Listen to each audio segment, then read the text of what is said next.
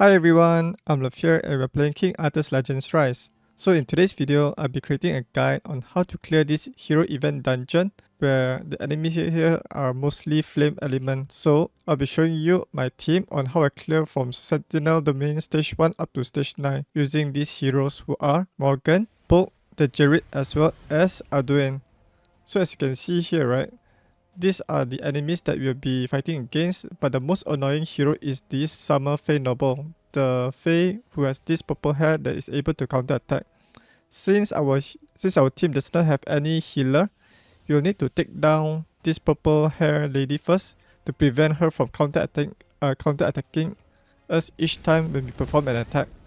This allows us to survive throughout the battle without any dedicated healer here. So as you can see here, I have already used Morgan A2. I'll keep on using Morgan's A2 to decrease the attack gauge of the enemy so that this will prevent them from attacking us. And then I also prioritize Ardoin to attack the purple hair Fae so that she'll be taken down first so that she'll not be able to do damage to our vulnerable heroes such as like the Djerit as well as Bulk, because they're pretty squishy, especially as an uncommon hero here. And as you can see here, what makes Ardoin special for this team, right, against these enemies who deals massive amount of damage, is she is able to polymorph enemies. So whenever the enemies are polymorph, right, they cannot attack our heroes. They will just waste their turn and then come out back from the polymorph. So Ardoin has her A2 ability is able to polymorph enemies. So I'm just using that skill, her A2 ability, to just polymorph the enemies until we take them one by one. So the lesser the enemies on the battlefield, right, the higher the chance to polymorph, because each hit Ardoin does, right, has a 20% chance to polymorph the enemy. So if you do not have Ardoin skill maxed out, right, her A2 ability is able to have 3 hits, and once you fully max it out, right, she's able to perform 4 hits instead. While the battle is ongoing, because the enemies here has a lot of HP, we'll need to also take note about something about this phase, because as you can see here, right, the phase are able to apply evasion increase to prevent our heroes from attacking them. So we need to have our damage dealer such as Ardoin to have at least 30 to 40% hit accuracy to not miss these Fae enemies. And apart from that, right, she needs substantial amount of effect accuracy. Effect accuracy plays an important role in polymorphing these enemies. Without this effect accuracy, right, then she'll not be able to polymorph, and you'll see those grey color fonts that indicates that her polymorph has been resisted. So the stats to prioritize on Ardoin, right, is effect accuracy to polymorph the enemies, hit accuracy to deal damage to the enemies who has a high evasion rate. And then once you have these two secured, then you need to have her with a high attack speed, and then also some critical rate, critical damage and attack. You do not need to build much HP and defense on her, because Bulk and Djerit, right, will provide lots of attack gauge boost, providing them to both Morgan as well as Ardoin to keep on stalling the enemies and polymorphing them at the same time. So right now we are on turn 94, 3 minutes in, and we've already taken down one of the Fae enemies, and one more enemy will be going down soon. So it'll take a while, but this strategy works really well from stage 1 up to stage 9, especially for stage 8, where the enemies are just like one hit KO your heroes, deals too much damage per hit. Alright, the second enemy is going down now. Just a little bit more damage to take down that butterfly enemy. Okay, now we have 2 more enemies. And do take note that you need to build your Ardoin some damage, otherwise, right, I think this game has a turn limit or something, maybe above like 180 or 200. So if you go over the turn limit, right, the game will just end and you'll fail the run. So you still need to build your hero with some damage to do some damage to them. Okay, we are already in 4 minutes and 126 turns just to take down 2 enemies here, but this time it will be faster because all of the hits are concentrated into these 2 enemies. So Ardoin has a higher chance to polymorph the enemy here. You can see the enemy has already resisted Ardoin's Polymorph. So you definitely need to have at least 70% or more effect accuracy to guarantee that Polymorph. And make sure all of these heroes, right, Morgan, Ardoin, Djerit as well, Book, right, they're all in the Vigor set. We just prioritize all of their skills, right, with A2 ability. You do not need A3 ability at all. Just keep on spamming their A2 and use Vigor set.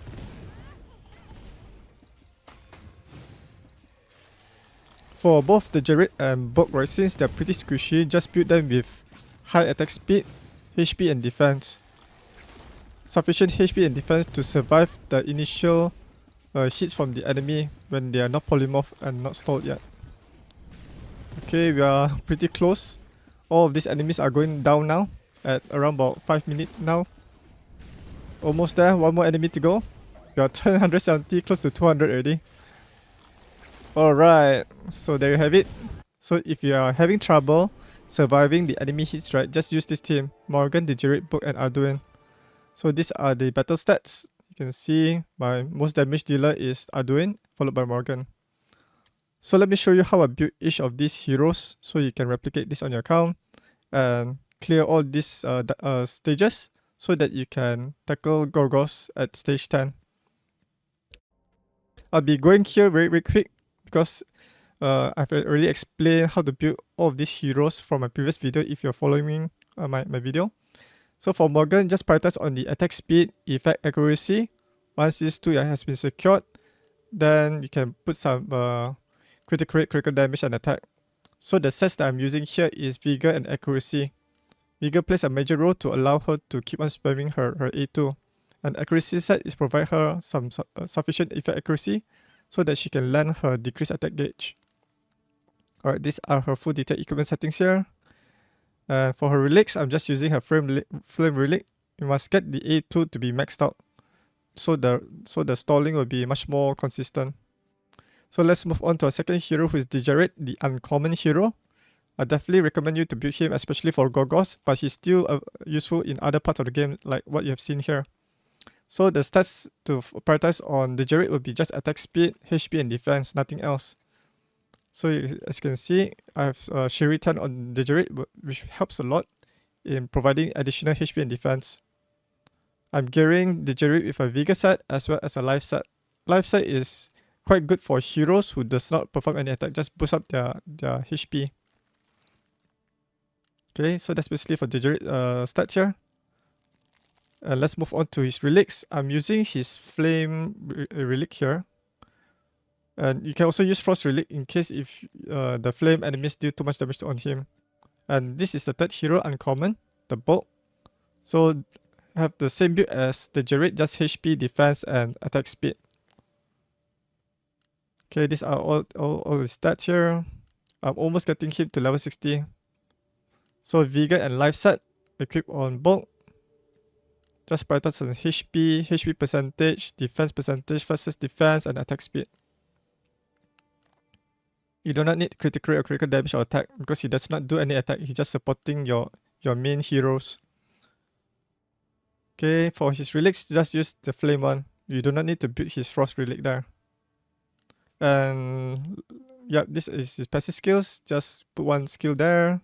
And also with the Djerit passive skill must be maxed for this one, Familiar Revival, to provide 60% attack gauge. And finally, we have Ardoin, our fairy here. So as you can see, she has a high attack speed at 109. Make sure she has sufficient effect accuracy and hit accuracy. As you can see, my hit accuracy is pretty low, only 33%. So get it to at least 40% if you're better gear than mine. So her skills, her passive skills are not maxed out. Only some skills, I just recently built her only. So in this Hero Dungeon event, right, there's a shop which you can purchase this Stack Talisman. So if you purchase it, then you can also upgrade Ardoin's passive skills here. For her equipment, just gear her similar to how you build Morgan, Vigor and Accuracy set. Just make sure she has sufficient attack speed, effect accuracy and hit accuracy. Hit accuracy is required because the enemies there likes to evade your attacks. Okay, so that's basically it. Hit accuracy on the orb. These are a few detailed equip settings here. And for the relics, just use the flame one. Flame relic on Ardoin is the best. you can skip the Frost and Storm. Okay, and that's basically it for all these 4 heroes who are Morgan, the Djerit, Bulk, and Ardoin.